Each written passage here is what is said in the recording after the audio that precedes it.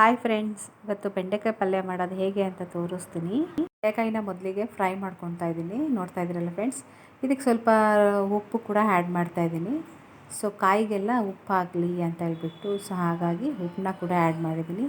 ಹಾಗೆ ಒಂದು ಸ್ವಲ್ಪ ಎಣ್ಣೆ ಕೂಡ ಇದಕ್ಕೆ ಆ್ಯಡ್ ಮಾಡ್ತಾ ಇದ್ದೀನಿ, ಫ್ರೈ ಆಗಲಿ ಅಂತ ಹೇಳಿಬಿಟ್ಟು. ಒಂದೊಳ್ಳೆ ಘಮ ಬರೋ ತನಕ ಫ್ರೈ ಮಾಡ್ಕೊಳ್ಬೇಕು ಫ್ರೆಂಡ್ಸ್. ಪಲ್ಯ ಮಾಡೋದಕ್ಕೆ ರೆಡಿ ಮಾಡ್ತಾಯಿದ್ದೀವಿ. ಸೊ ನಾವು ಸನ್ಪ್ಯೂರ್ ಆಯಿಲ್ ಯೂಸ್ ಮಾಡೋದು ಮನೆಯಲ್ಲಿ. ಮೊದಲಿಗೆ ಆಯಿಲ್ ಹಾಕ್ತಾಯಿದ್ದೀನಿ.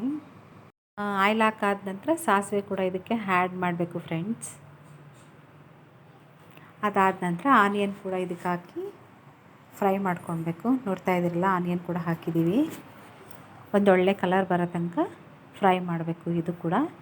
ಅದಾದ ನಂತರ ನಾವೇನು ಬೆಂಡೆಕಾಯಿನ ಫ್ರೈ ಮಾಡಿದ್ವಲ್ಲ ಅದು ಕೂಡ ಇದಕ್ಕೆ ಹಾಕಿ ಒಂದೊಳ್ಳೆ ಮಿಕ್ಸ್ ಮಾಡಬೇಕು ಫ್ರೆಂಡ್ಸ್.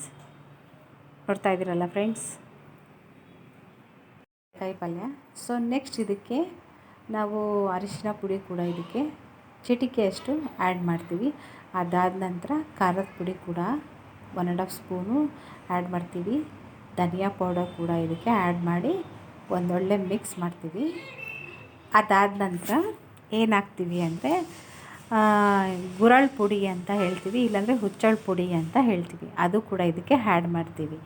ಸೊ ಯಾರೆಲ್ಲ ಈ ಥರ ಹುಚ್ಚಳ ಪುಡಿ ಹಾಕಿ ಪಲ್ಯ ಮಾಡಿಲ್ವೋ ಒಂದು ಸಲ ಟ್ರೈ ಮಾಡಿ ನೋಡಿ. ಎಲ್ಲ ಪಲ್ಯಗಳಿಗೆ ಹುಚ್ಚಳ ಪುಡಿ ಹಾಕೋದ್ರಿಂದ ಒಳ್ಳೆ ಫ್ಲೇವರ್ ಬರುತ್ತೆ, ಒಳ್ಳೆ ಟೇಸ್ಟ್ ಕೂಡ ಬರುತ್ತೆ, ತಿನ್ನೋದಕ್ಕೆ ಕೂಡ ರುಚಿಯಾಗಿರುತ್ತೆ. ಸೊ ಹಾಗೆ ಸ್ವಲ್ಪ ನೀರು ಕೂಡ ಆ್ಯಡ್ ಮಾಡಿದ್ದೀನಿ. ರುಚಿಗೆ ತಕ್ಕಷ್ಟು ಉಪ್ಪು ಕೂಡ ಹಾಕಿ ಒಂದು 5-6 ಮಿನಿಟ್ಸು ಬಿಟ್ಟರೆ ಪಲ್ಯ ಕೂಡ ರೆಡಿಯಾಗಿರುತ್ತೆ ಫ್ರೆಂಡ್ಸ್. ನೋಡ್ತಾ ಇದ್ದೀರಲ್ಲ, ಕಾಯಿ ಪಲ್ಯಗೆ ಚಪಾತಿ ಕಾಂಬಿನೇಷನ್ ಚೆನ್ನಾಗಿರುತ್ತೆ. ಸೊ ಹಾಗಾಗಿ ಚಪಾತಿ ಕೂಡ ರೆಡಿ ಆಗ್ತಾ ಇದೆ. ನೋಡ್ತಾ ಇದ್ದೀರಲ್ಲ ಫ್ರೆಂಡ್ಸ್, ಕಾಯಿ ಪಲ್ಯಗೆ ಹುಚ್ಚಳ ಪುಡಿ ಹಾಕಿ ಪಲ್ಯ ಮಾಡೋದ್ರಿಂದ ಒಂದೊಳ್ಳೆ ಟೇಸ್ಟ್ ಬರುತ್ತೆ. ಒಂದ್ಸಲ ನೀವು ಮನೇಲಿ ಈ ಥರ ಟ್ರೈ ಮಾಡಿ ನೋಡಿ ಫ್ರೆಂಡ್ಸ್, ಹೇಗಿರುತ್ತೆ ಅಂತ ಹೇಳಿ ಕಮೆಂಟ್ಸ್ ಮಾಡಿ. ಫ್ರೆಂಡ್ಸ್, ಇನ್ನೂ ನನ್ನ ಚಾನಲ್ ಯಾರೆಲ್ಲ ಸಬ್ಸ್ಕ್ರೈಬ್ ಮಾಡಿಲ್ವೋ ಪ್ಲೀಸ್ ಸಬ್ಸ್ಕ್ರೈಬ್ ಮಾಡಿ, ಲೈಕ್ ಮಾಡೋದನ್ನ ಮರಿಬೇಡಿ, ಕಮೆಂಟ್ಸ್ ಮಾಡೋದನ್ನ ಮರಿಬೇಡಿ. ಸೊ ಚಪಾತಿ ಕೂಡ ರೆಡಿ ಆಗ್ತಾ ಇದೆ. ನೋಡ್ತಾ ಇದ್ದೀರಲ್ಲ, ನಿಮಗೆ ಇಷ್ಟ ಆಗಿದೆ ಅಂತ ಅಂದ್ಕೊಳ್ತೀನಿ friends. Thank you so much.